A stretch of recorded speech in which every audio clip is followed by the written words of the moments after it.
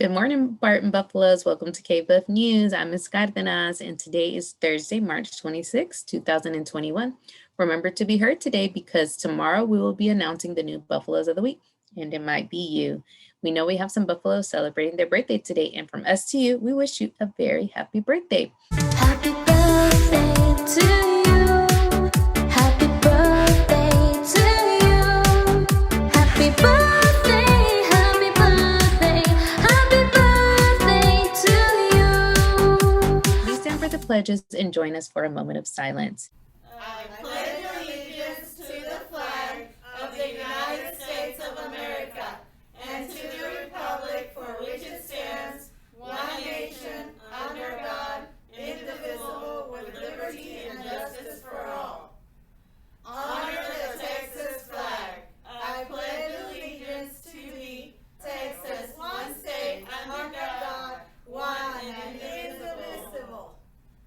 Be heard. Helpful, excellent, respectful, determined. Woo! Today is Throwback Thursday.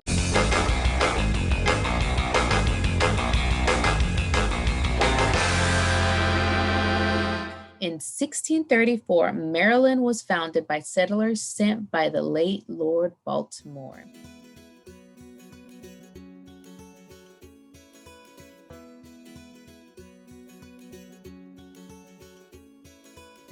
This is a chance to tell you that for me at least, my books always start with a aha moment.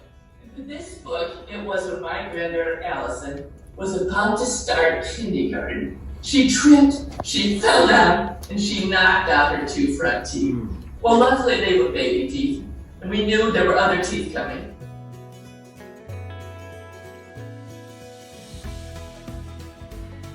What if you got front teeth? What if you got, I simply call the book Two Front Teeth. But happily, Scholastic realized that there were a whole lot of animal parts that were adaptations, important ones, for their survival in the world to know. There's one more coming soon. What if you had animal scales and other animal coats? This one came about because I had so many emails and letters from readers like you who said, I want one that's about animal skin, one that's about animal coats. So we put the two together. This question is from Eric. Why did you become an author? Why did I become an author? Do you like to read? Say yes. Yes. Okay. And hopefully lots of you like to read. I became an author because I was being a teacher first. And I wanted to make science and reading super fun. Now, way back then, in fact, books that were nonfiction, any kind of nonfiction book, were like my first ones. The very first one I ever had published, Exploring Winter. I actually did the illustrations in here too, but let me just pick a spot to show you. Okay, lots of text and black and white only. That's the way nonfiction was then. And I wanted it to be so that it could be shared and be wow and never been as much fun to read as fiction. And so that was why I became an author. But I actually started being an author when I was probably around your age. When I was in third grade, my teacher took paper like this, stapled it together, made a little book. And I actually did my first cover, my first in the series about the seasons, and had all kinds of fun facts.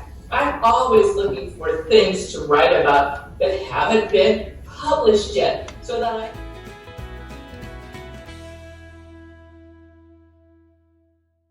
My name is Abby, and I want to say you, and where did you start writing books? Where or when? Yeah, where did you start? Where did I start writing books? Well, let me kind of spread it out. I talked a little about the fact that I started writing when I was in school, and I started then really writing to publish when I was teaching in school. But where do I do writing all the time? What's my day like? Well, I get up early, that's my creative time. And I'm now with a laptop. I used to sit at a desk with a computer, And now I work anywhere in the house, sometimes out on our patio, so I'm outside. Sometimes I take it with them when I'm someplace to do research, and I maybe even write.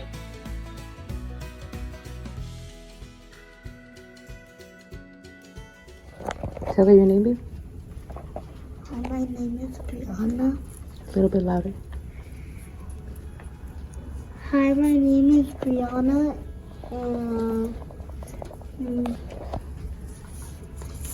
And I wanted to ask you a question by what's your favorite animal? What's my favorite animal? Well, besides Bo that I live with, my favorite animal is the elephant because they're so amazing with their biggest of all ears and their trunk that can do things and their tusks that are strong enough to lift a car. That was a very good question. Do you have a favorite animal?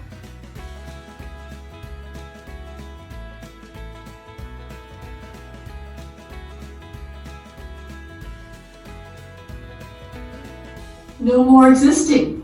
And for you young readers, there's I wish I was a lion on the top shelf. Right there, that's a good, easy reader to be starting with. Let's come over and see what if you could sniff like a shark, because then I can show you right there are some real sharp teeth. And that black lump is a lava bomb from an active volcano in Antarctica, Mount Erebus. And right there in that frame, the star of the book closet is one hair. A scientist gave that to me. That's a woman. The What If You Had books, those are my nonfiction. All true, well, except for the imagining, of course. And then I do write fiction. Let me grab one here, just stay right there. And it is Gasparilla Gold. That's a pirate treasure hunt. It also happens to have a conservation story woven in.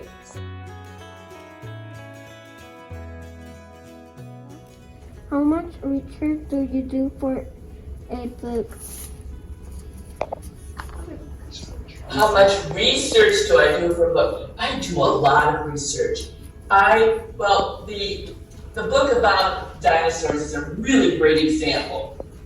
For every dinosaur in this book, I track down, and sometimes it takes a lot of effort to do that, but I track down one expert to talk to wherever they were in the world about each of those dinosaurs. And the reason How do you think of your book ideas?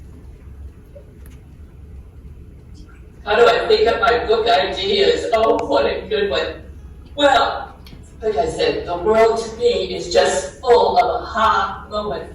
I'm always taking notes and thinking, I want to look more into that. In fact, I just did that the other day. And something I did not long ago, in fact, is leading to a book coming out about giraffes. And last week I had a chance to talk to a gentleman in Uganda who is helping giraffes survive when they have become very endangered, but not very many of them there. And what a great story that is. So in fact, I just see ideas everywhere. And now that I've published Kathleen,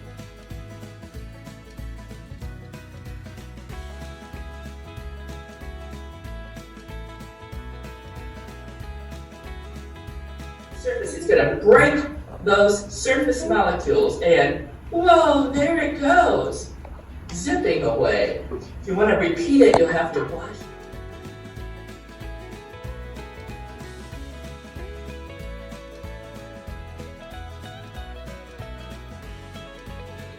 Ten, 9, 8, 7, 6, 5, 4, 3, 2, 1. 1.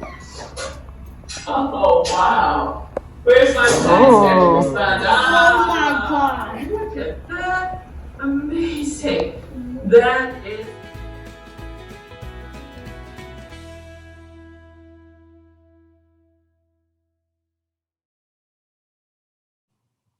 Continue to do your best in class and in your Zoom sessions. Your teachers are all very proud of you. Have a great day. Remember to be heard. Helpful, excellent, respectful, and determined.